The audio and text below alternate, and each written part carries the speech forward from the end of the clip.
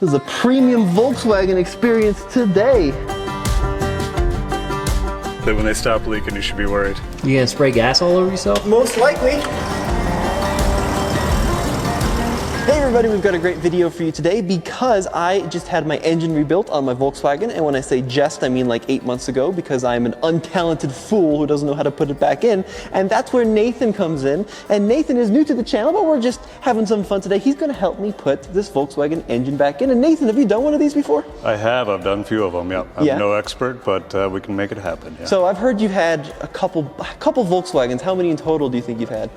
Total all Volkswagens, maybe 20. That's it's a lot of Volkswagens. Yeah. So Nathan, what's kind of this job like compared to, you know, an engine install on a typical car like that Mustang behind you, or a car of a similar vintage? Is it simple? Is it difficult? It's about as simple as you can do. I mean, we're doing it on a crate, and we're gonna just lower the car down onto it. A lot of times you just do it on the floor with some jack stands. So you don't have to have a cherry picker, an engine stand. It's not that heavy. You and I can lift it up and put it in there if we wanted to. Yeah, maybe if you're real skilled, half hour you can do it. No way. It'll take us a few hours, but yeah. You've heard of guys, or you've seen guys put these in half an hour? Uh-huh, oh yeah. Wow. Well, in a dune buggy where you can just pull it straight out, it can take less than that if you have two guys that know what they're doing. That's amazing. So the first thing we're gonna do is probably get this shell of a car up on the lift, and then go from there. Your e-brake works. I'm not used to that. Nice.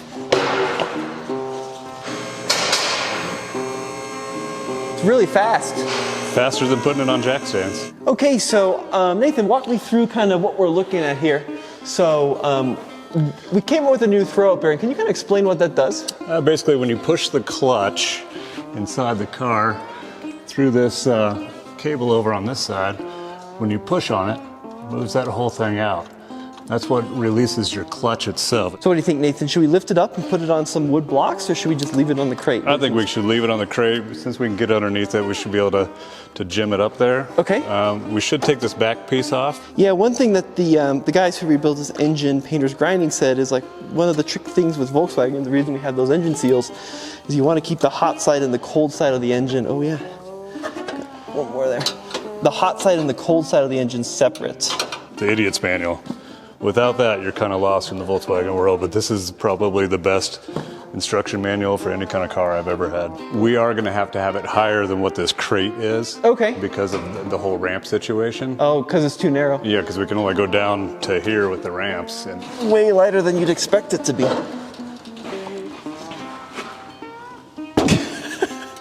You're not doing that with the 440 Mopar. No.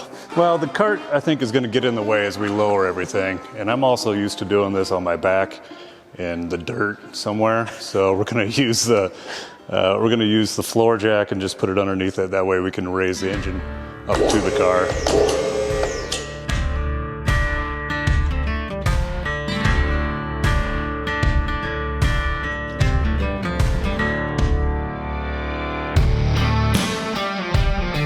So Nathan, we're at a point now where the engine is kind of sort of in its hole. Yep. But what are some of the important things we need to know? Well, it feels like it's stuck. It's not. And we're just going to have to kind of shimmy everything in there. It's a very tight fit to get it past the alternator, or generator rather, and your clutch in the back with the bell housing. So the things we need to make sure of on the bottom of the engine are two studs. Those are going to go into these two holes. Okay. We have the throttle cable, which goes through this little tube right there, and it's kind of nice to just get it started so we don't pinch it somewhere. Obviously we have some wires hanging around as well. Just try and keep those out of the way. And then I also see, we talked about this a little bit earlier, but we've got this fuel line here. Does that go over that little shaft there? It will go over the shaft, exactly. So okay. we can kind of just get it close, and as we lift this up, we're just going to slowly move things around until it all lives where it wants to. What's funny is like when the engine's in place, it looks really small. And then when you have to put it through that hole, it doesn't look as They don't give you a whole lot of room, no. The good news about this bug is it's not a perfect example. No. I'm sure they do this on the Pebble Beach bugs. You want to go this way a little yet? bit? Yeah, there we go. Really? Jam her into place like that, yeah. Yeah, it looks good under here. We just have to... You have any threads showing through yet? No, I can still feel the holes, but okay. It looks like they're both going through now. This is a premium Volkswagen experience today. Oh, right. So Nathan, so we got at least the threads started on the bottom ones. Yep.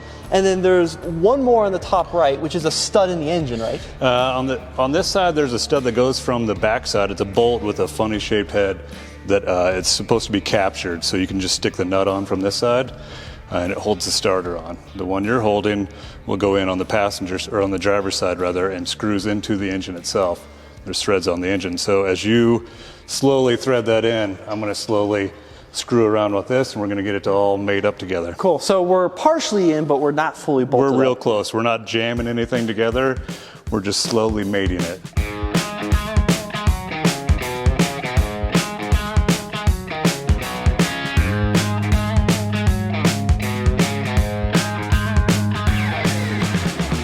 So if we paid attention, we're going to hook up these little splines here with the corresponding ones in the bottom here.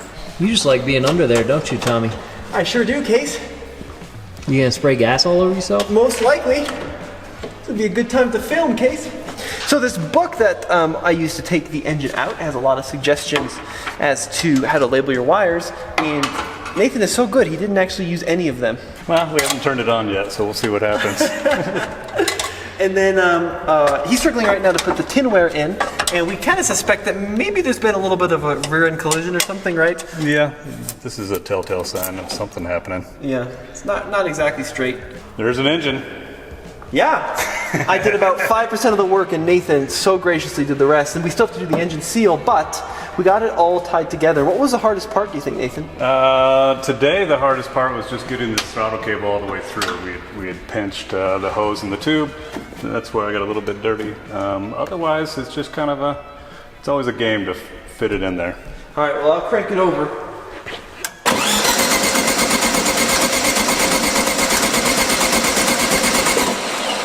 Can you see if we're getting any fuel, that little fuel pump? That little fuel filter down there.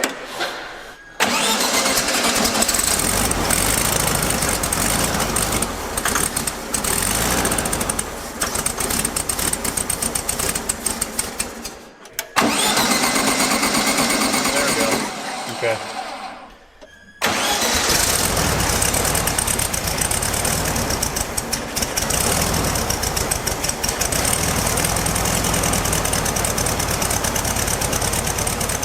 All right, well, some good news. We got the car running, although not as good as it probably should be running, right, Nathan? Correct. I would think so. So what are the first things we're going to do to try to get it to run a little better? Well, we're going to let it run for a second. We're going to play with the timing. We should be putting a timing light on this, or at least adjusting it statically. But we're going to try that, and then we'll also try messing with the carburetor a little bit. You have two adjustments. One of them is your idle speed, and the other one is your idle mixture. Okay. So it mixes the air and the gasoline together. So we'll play around and see what happens. Yeah, sounds good.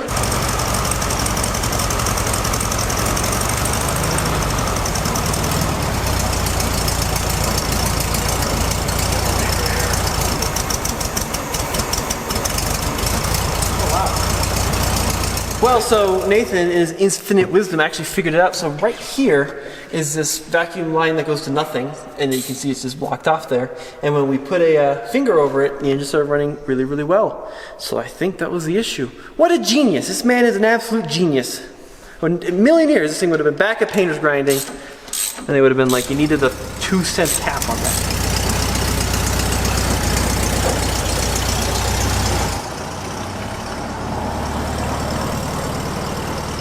Well, Nathan, I really appreciate your help. I mean, you were an absolute magician out there today, and this is pretty similar to other Volkswagen installs you've done. Yeah, I think we just ran out of gas. Well, we ran out of gas is what we've done there. So the car was on empty, on reserve, and we were having a hard time getting gas up to it, and now it is out. So we'll park it down there. Perfect. Go get some gas and Well, it is a Volkswagen. What else would you expect? made it a lot quieter. It runs smooth. It's like a sewing machine. You can't even hear it. Thing is smooth. I'll even put it in reverse there.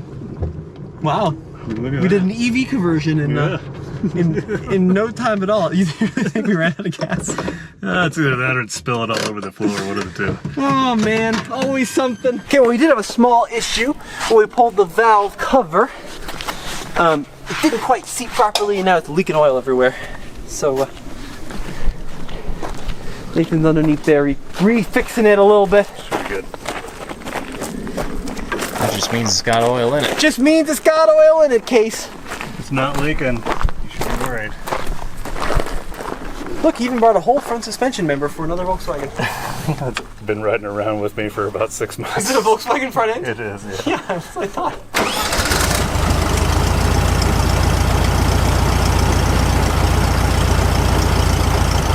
We know it's a Volkswagen because it marked its spot all the way down the driveway. As you said earlier, it's how you know it has oil in it, right? Yeah, exactly. When they stop leaking, you should be worried. Well, Nathan, I really appreciate it. Guys, this was Nathan's first time on camera. Let him know how he did. I think you killed it. I really do. All right. And if you want to see more, leave us a comment and come up with some other kind of fun build ideas. And hopefully we can get Nathan to hop on the team here. It'll be a lot of fun. I really appreciate it. It was fun. Dude, really appreciate your help. I mean, I'd be there 4 hours later in the ER. We were up and down there, but we got it all covered. All right, thanks, dude. Of course.